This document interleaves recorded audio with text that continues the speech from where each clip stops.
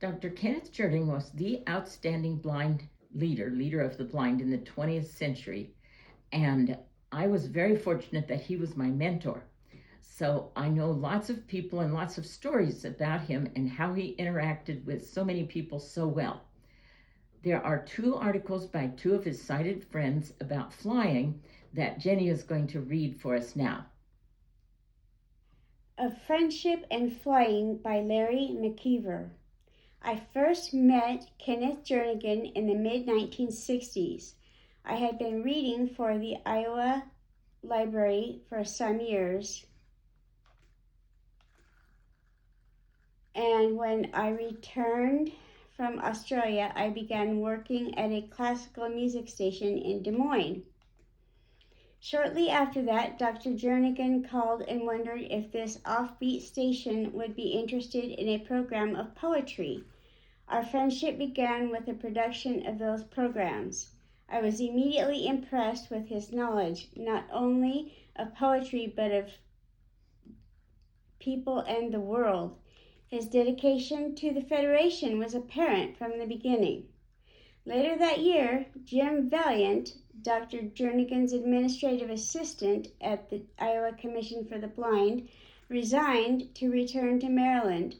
Dr. Jernigan and I discussed the possibility of my assuming that position.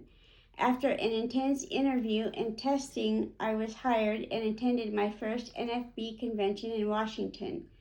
We eventually decided that this was not the right position for me, so I assumed another job at the commission. Mary Ellen Anderson, now Jernigan, joined the staff at that time. That was the beginning of my friendship with both of these remarkable people, a friendship which has lasted to this day. Early in 1968, I started a recording studio. Not too long after that, Dr. Jernigan called saying that the person who had been recording the conventions was retiring. He wondered if I was interested in that job, as well as recording and producing the Braille Monitor. I began reading the Monitor and working closely with Dr. Jernigan, who usually read the articles he had written. My last Braille Monitor and convention recording were done at the studio at the new NFB headquarters opened in 1988. I remember the discussion about the difficult situation in Iowa in 1978, whether to stay and fight the naysayers or move the NFB offices. When Dr. Jernigan decided to go to Baltimore, I was saddened, but I agreed with the decision. I also remember the first time I went to Baltimore. The NFB occupied a smallish office on St. Paul Street with boxes and furniture everywhere. What a difference between that and a tiny service and magnificent headquarters today at the NFB Jernigan Institute. Kenneth Jernigan was the worker, the dreamer, and always the builder. Speaking of building, later Dr. Jernigan called me to Baltimore to discuss building a recording studio. We planned the rooms and the settings just as they exist today.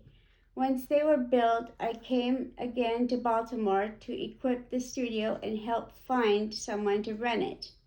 Everyone was familiar with Dr. Jernigan's dislike of flying.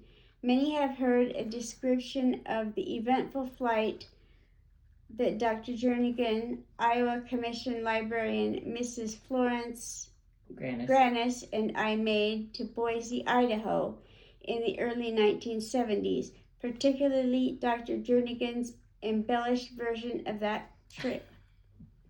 In truth, we grew in rough weather across the mountains. Mrs. Grandis became ill and refused to return to Des Moines in that small plane that I was flying. After the conference in Boise, Dr. Jernigan and I flew together back to Des Moines. The weather was not quite so rough, but there are always winds above those mountains. Why Dr. Jernigan felt more confidence in me in that small plane than in a commercial pilot flying a large plane is hard for me to understand, and many simply cannot believe it. Nevertheless, the two of us shared some exciting flights together and thoroughly enjoyed them. But fewer knew of two other flights we made in single-engine planes I flew. Before the Idaho trip, Dr. Jernigan, Mrs. Grandis, and I flew into Chicago for a meeting. After landing, my back gave out. By the time their meeting was over, I was not fit to fly. So we quickly went to Midway Airport to get a commercial flight. It was Dr. Jernigan's administrations that got me safely back to Des Moines. I recovered the plane a few days later. Dr. Jernigan kept sufficient faith in my piloting ability to make one later trip to Tennessee. This was uneventful, but on the way I was able to acquaint him with the operation of the airplane, the radios, and of the air system.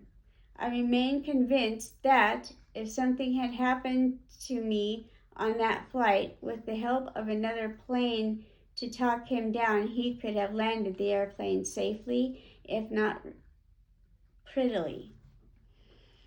For the last 3 years of his life, I was privileged to serve as personal assistant to Dr. Jernigan at national conventions. I was with him most of the time, attending sessions, traveling between meetings, and helping wherever needed. I also helped supply the Jernigan suite, did necessary errands, and on occasion brought dignitaries to the convention. It's impossible to describe the wide-ranging discussions we had in our walks between meetings and after the day's work was done.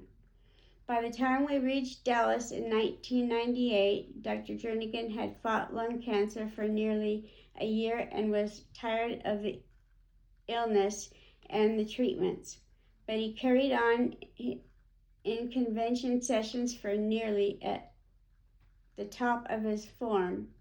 Doing so took a great deal out of him. On the Saturday after convention, as I was leaving, he took my hand and said, "Mr. McKeever, if I don't make it to next year, find someone else to work for and tip one for me."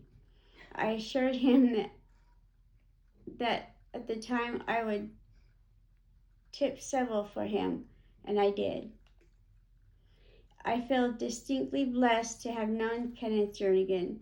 That's of thousands, tens of thousands will miss him because of the attitudes he changed. Thousands more will miss him because of the opportunities he made available. I will miss him because he was my friend. Sao Paulo and Around the World by Lawrence G. Campbell.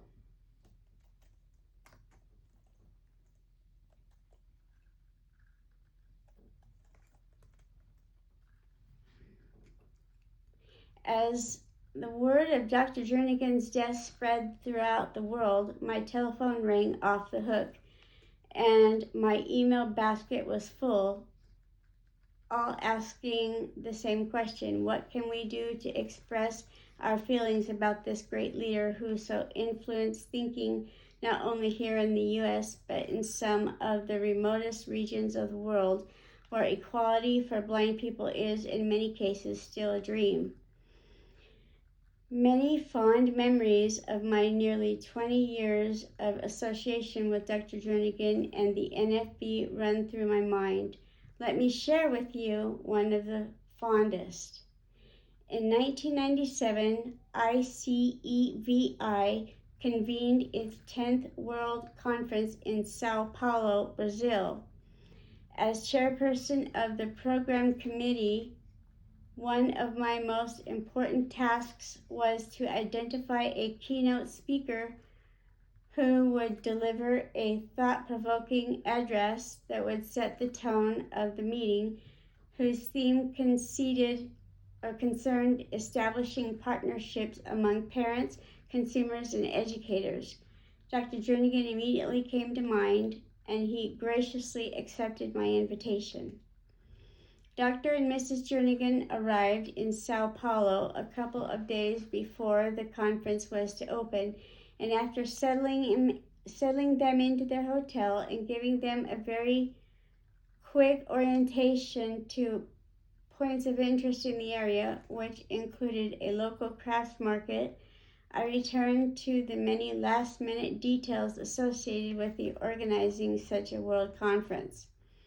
The conference was to open with Dr. Jernigan's keynote address at the State Palace on Sunday evening. Late that afternoon, I stopped by the hotel to find that indeed Dr. Jernigan had fully explored the local crafts market and had purchased some onyx cordial glasses of which he was very fond. I think some of you here may have used those glasses, and I wanted to assure you that any and all of us who returned to Brazil after that meeting were under standing orders to scour that craft market to find more of them. After all, the NFB is a large organization, and a dozen onyx cordial glasses don't go very far at an NFB function. That afternoon, Dr. Jernigan inquired as to how we would get to the State Palace. Earlier that same day, Victor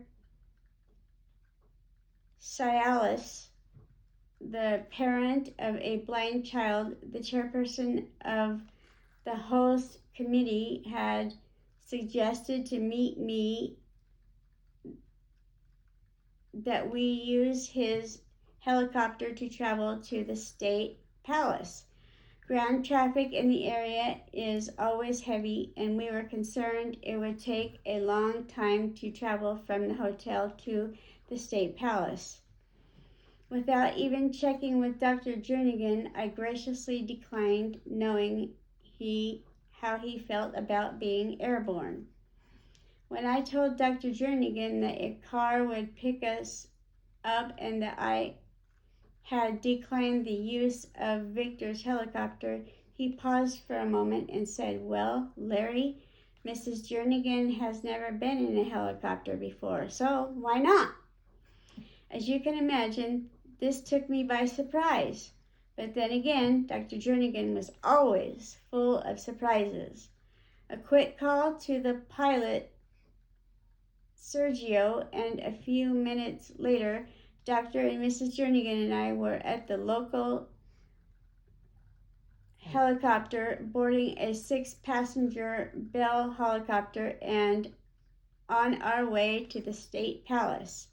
While Mrs. Jernigan provided a running commentary, Dr. Jernigan, with his unquenchable curiosity, fired one question after another at the pilot, Sergio, who later confided in me that he was quite certain that with a few more flights, Dr. Jernigan would be asking to take the controls.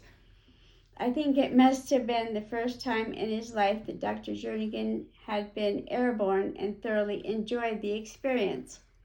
In fact, after landing, he still wanted to learn more, as much as he could, how helicopters were constructed and how they operated. For a while, I thought the conference might open without our keynote speaker.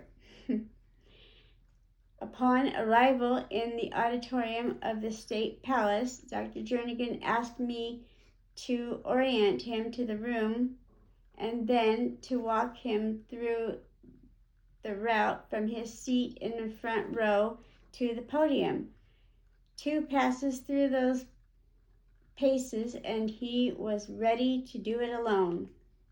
It will not surprise anyone here to learn that his keynote address was magnificent and extremely well received by the 1,500 delegates and local dignitaries on hand that evening. However, beyond the powerful words of his keynote address, there was something else at work in the auditorium of the State Palace that evening. It is reflected in the following editorial, which appeared several months later in the Asia Appraiser, a regional magazine of ICEVI/Asia.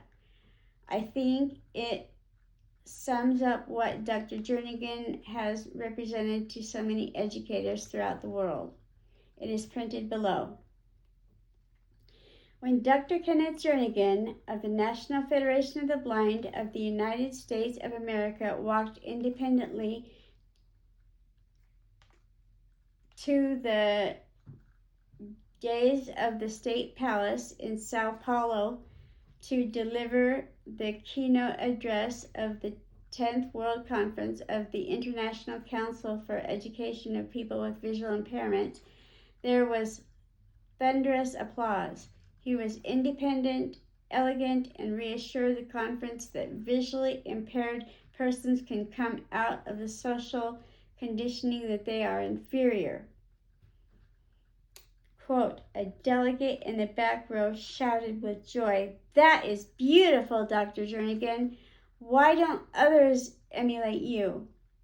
Orientation and mobility are vital aspects of the independent living of any visually impaired person. The independent movement of Dr. Jernigan made thousands of people assembled at the palace proud. The striking statement, leading by example, made by Dr. Jernigan during his keynote addresses was relevant to what he had demonstrated. His powerful address set the trend for an excellent conference. After delivering the address, no one was needed to bring him back to his seat. He did it by himself. He, through his action, had demonstrated that he leads others by example. He also indicated how parents, teachers, administrators, and other professionals in the field should lead by example in whatever work they do. We can make our visually impaired children outstanding if they are led by example. Let us make them excellent in education, mobility, rehabilitation, and integration.